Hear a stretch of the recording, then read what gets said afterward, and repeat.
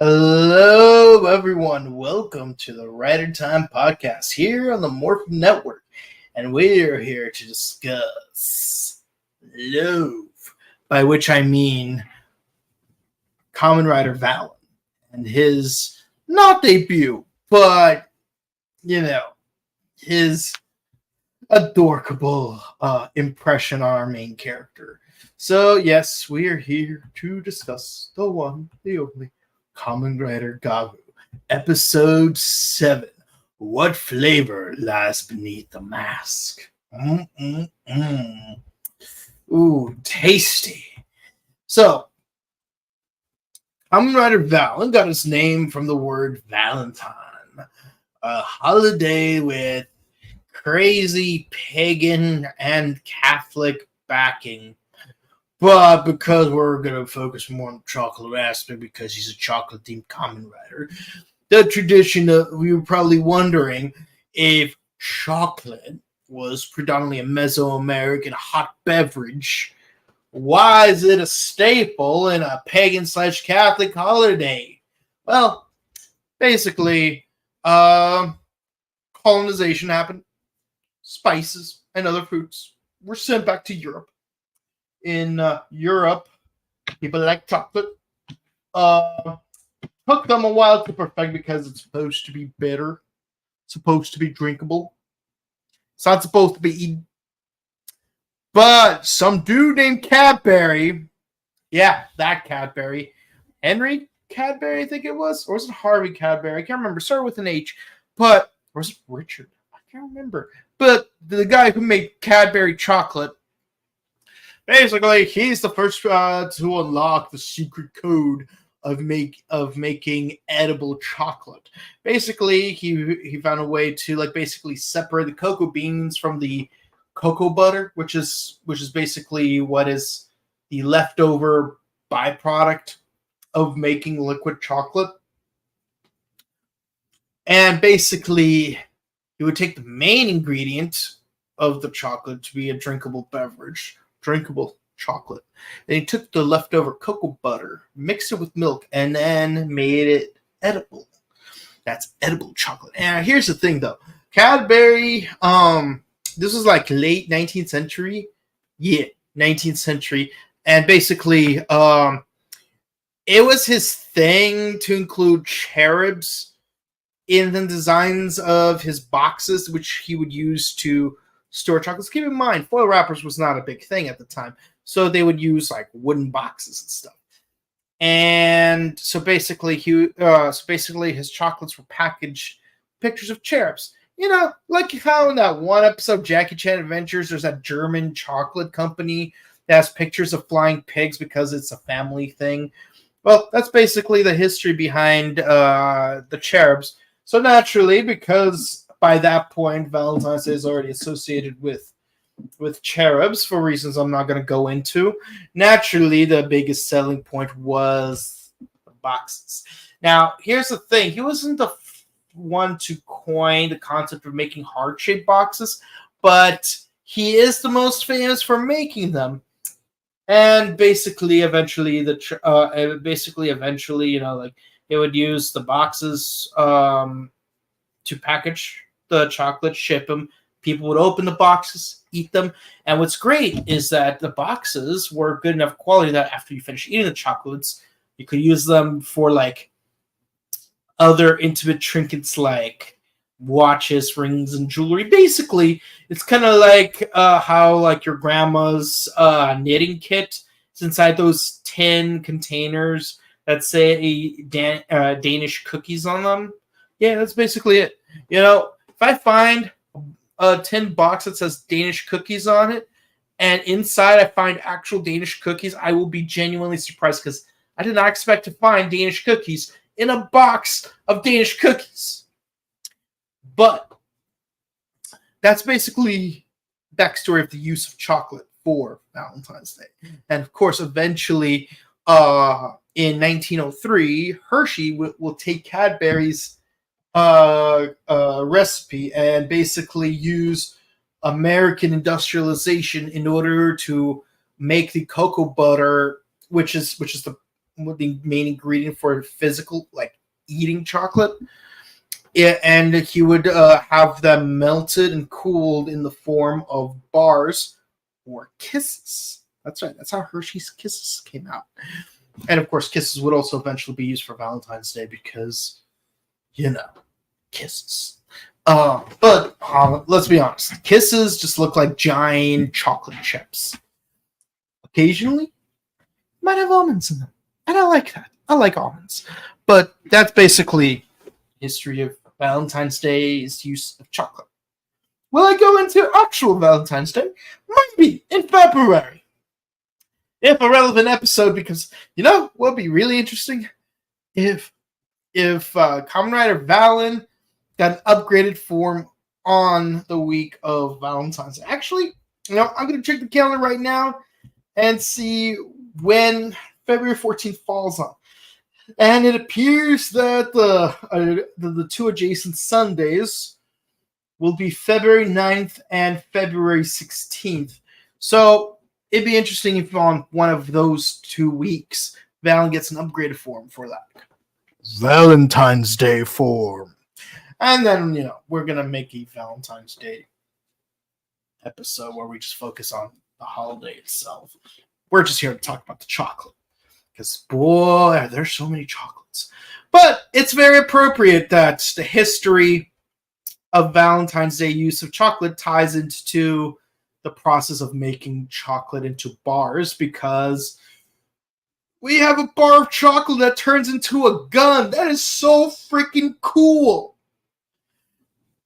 But let's cut right into the episode. I know how much you guys love those historical bits. I do this season. Not intentionally, it's just a recurring thing, but hey, let's keep it going. Now, so in this episode, Valen walked away from his previous battle with the mushroom dude, and Gavv catches up to him. It's like, oh no, I didn't expect him to catch up to me. And they're both playing it all cool and aloof. It's like, yeah, I'm a good guy. Are you a good guy? Yeah, I'm a totally good guy. You're my kohai. You're my senpai. Oh yeah. What's your name? Oh shoot. What's my name?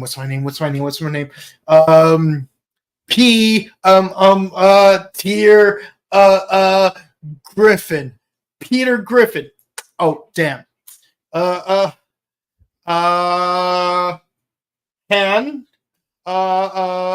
Toe. Hanto. Damn it. No. What's your name? Show. Shoma. Damn it. See, it's funnier if I had a picture of a TV show and someone's mother. Shoma. But yeah, no, I love how there's secretly freaking out and trying to play cool, and not a bunch of dorks. It's so adorable. But yeah, they're being all super aloof. It's oh yeah, no, we don't have to tell each other our secret identities. But apparently we're both the experiments made by someone else. And what's really funny is that how Hanto thinks that Shoma is a human who was turned into a Granute, while Shoma thinks that Hanto is a Granute who was turned into a human. It's kind of funny. And it does make me wonder more between the parallels of Dente and Suga. I wonder if there might be some kind of ties between the two of them, and with Anea. Sorry, Nielv. Nielv. His name is so annoying to pronounce. Anywho, so Hanto Nielv, and so I wonder, what is the connection between these three characters? Because we know we have that tie of Nielv learned from Dente. What does Suga know? And of course, we learned something interesting because Dente does not know if there's any other Granutes that have been experimenting on humans the way Shoma's been experimented on. And likewise, we don't know if there are other humans like Suga who have been experimenting on humans to make granules. So we got that whole parallel thing going. But, it's time to go to work. So basically, Shoma and Sachika, yes, I said her name right this time without help. They go to an old lady's house to be the housekeepers, where she's keeping two artists in there. And of course, one of them's a painter who's like overly frustrated, while the other's a sculptor whose art comes naturally. And $5 says that the frustrated painter probably has a crush on the talented sculptor. Damn straight. Meanwhile, Nyelv is experimenting on a granite, and for the first time, we see what a part-timer looks like with their shirt off. And I have to say, it looks disgusting. Not because he has an arm on his not because he has a mouth on his abdomen, because you could clearly see the contour lines of the prosthetic. You know how, like, if you don't, like, paint the prosthetic and blend it carefully enough, you could see the seam lines of the prosthetic? Yeah, I could see the seam lines on the prosthetic that they use for the organic mouth thing. And I have to say, that seam line looks more disgusting than the actual mouth on his abdomen. I never thought I'd imagine saying that, but yeah, that's nasty. Good job. I don't know why I'm congratulating you. This is clearly a technical issue, but somehow it works in your favor. Sometimes making amateur mistakes can benefit a product. Like that episode of Totally Spies when they try to take photos and then Mandy sabotages their photos by light damaging them, but somehow the light damage makes the photos look better somehow. Not sure how that works, but okay. Okay. Anywho, and also the twins are met with Galata. Yes, we finally get to see Galata in present day, because so far we've mainly only seen her in flashbacks. And yeah, Galata is really upset with the twins. No, I'm not falling for that dommy mommy nonsense. It might have worked 2 months ago. It's not going to work on me right now. No, your dommy momminess is ineffective against me. Anywho, so the experimented on part-timer is actually an art dealer who turns into a freaky fish gut. I am not a freaky fish gut. Make us a freaky fish guy. Kawaita Sakeriga Totoke Fly at Higher Game. Yeah, so basically that's pretty much the gist of it. Yeah, Shoma has a comedic scene where he accidentally breaks one of the statues, but talented sculptor girl actually gets excited because that's exactly what the statue needed. I'm sorry, but this ain't exactly Venus de Milo. And I have seen Venus de Milo. Well, I've seen a replica of Venus de Milo in Yucatan, but not the real one in Firenze. I wish I could see the real one in Firenze, but, it is what it is.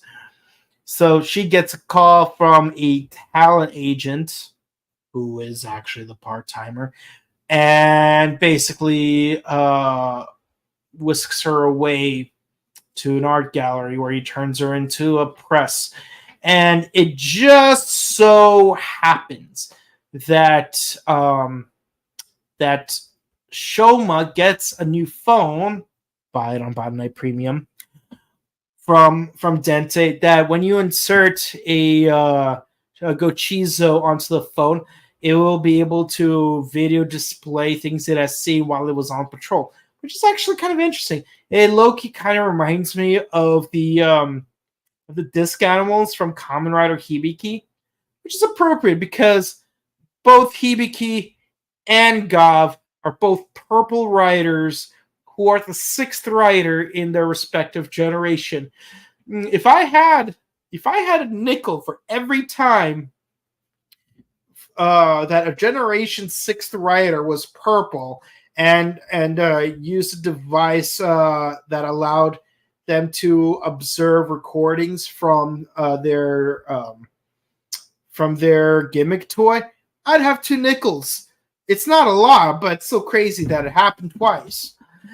Anywho, so Shoma is sent home in order to like improve his housekeeping skills, where he's met with Hanto, who is a recurring client, as it turns out. There's like, oh damn, he's hunting for me. Yeah, I'm a new guy, so maybe you should direct all your query about the Kamen Rider to Sachika. Yeah. And of course, Hanto realizes, oh shoot, I'm a Kamen Rider now. That means that if she's looking for information, such as the identity of the Kamen Rider, she might find out my identity, and I can't have anyone knowing that it's my identity. Oh my god, what I do?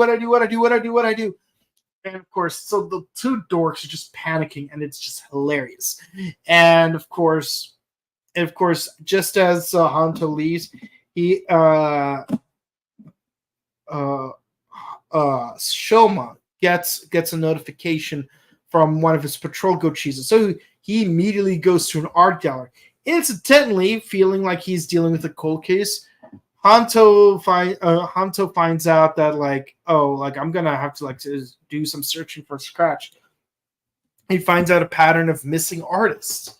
So somehow that leads to both of them, not at the same time though, to the same art gallery. Shoma arrives first and confronts the art dealer. It's like, oh, are you here for art? No, I'm here for your identity. What do you mean? And he shows him the video footage. It's straight up, plain as day, video footage of the guy pressing artist girl into a fruit roll-up. So Shoma turns into Gavv. They fight. One of the chocolate gochizos knocks the popping gummy gochizo out very rudely, so that he could get a new form. And I love how in this form, he's got all this chocolate on his body, and then some of that chocolate just melts into a poncho. Yeah, his chocolate form looks like a cowboy. He looks even more like a cowboy than Biddy the Kiddo. And basically, they have a shootout. It's a very cool shootout. And of course, the art dealer turns out to be a freaky fish guy. I am not a freaky fish guy. Mega's a freaky fish guy. And what's crazy is that they're both shooting at each other through a wall. And it's crazy, but what's really cool is how Shoma is able to perfectly shoot one of his chocolate bullets through one of the holes and manages to hit the guy from the other side. And yeah, I actually really love that, when he uses his Chokodon form, he has an actual bar of chocolate that he needs to bite into in order to make its gun form. And of course, he basically creates a giant dome of chocolate, and when he shoots downward onto it, kind of explodes, kind of like that pine mango sparking attack from Kamen Rider Gaim when they defeat that one dragon dude. In episode 8, I believe it was. Yeah, episode 8.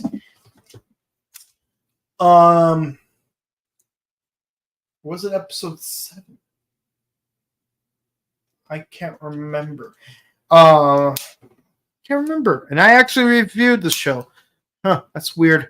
Anywho, so yeah, he manages to defeat the monster and retrieve the press. Meanwhile, Sachika is trying to compliment repressed artist dude, but he's just super angry at her and just dumps yellow paint on her. And I'm like, dude, that is so uncalled for. And again, $5 says he has feelings for talented a sculptor chick, but he has no way of expressing it. In any case, so basically, Hanto arrives at the art gallery because keep in mind, by this point, Shoma and the freaky fish guy, I am not a freaky fish guy, make us a freaky fish guy, are like downstairs in what looks like a garage area. But Hanto's met with Glotta and she's like, are you the part-timer? No, I'm a journalist and I have some questions. Oh, you're a journalist. Well, I have one thing to say about people who snoop around. Wait, are you a granite? He knows what I am? So naturally, Glotta tries to do like a Dami Mommy march. Let me just say this. The way she's holding that staff, it turns into a scythe. The way she's holding that staff and the way she's marching across an art gallery makes me think of two things. One, Alex DeLarge from Clockwork Orange. Two, Jack Nicholson from Batman. Let's be honest. Art gallery, Kane, marching. All that's missing is freaking Prince music. Or Roger Kelly. I hope it's Prince and not Roger Kelly. For reasons. I find it interesting. Earlier, I referenced Donnie Darko in Ultraman arc. Now I'm referencing Clockwork Orange. Who would have thought? I guess I really am a film buff. But yeah, no, it is what it is. And of course, like she like stretches out her staff and a scythe blade comes out. Massive scythe blade. God damn it. It's like if Soul from Soul Eater teamed up with freaking Tamari from Naruto. Or actually more accurately, if he teamed up with Lust from Full Metal Alchemist. And of course Hanto turns into Valen and then he rushes over towards her. That ends the episode. I give this episode 9. It's not the best, but I had a lot of great stuff going for it. One of the best parts is the character chemistry between Hanto and Shoma. I think they were hilarious. I love how despite like their cool exterior, trying to be all cool and stoic, they're a couple of dorks, and I appreciate that. Nothing wrong with being a dork. And yeah, I love seeing both chocolate forms. They're both really cool. I like them. Can't wait to see them team up. But with that said, that's all I have to say about the episode. Fight choreography was really cool, but there wasn't really much of it. That's the one downside. But what little we did get of it was fantastic. And I do think it's adorable that Shoma got like a little Gochiza hotel for his little Gochizas to hide in. It's so cute. Buy it on Bandai Premium. Okay, let's see what you guys have to say.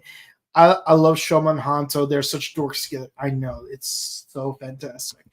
And if you enjoy watching this, please be sure to comment, like, and subscribe to us on YouTube, Facebook, Twitter, Instagram. Ding the bell icons to stay updated for our latest videos. Also, share videos because it helps us out with the algorithms. We do Ultraman Arc on Mondays, Kamen Rider Gavv on Wednesdays, Black Wagon Sentai Boom Boom on Thursdays, and Kamen Rider Gaim on Sundays.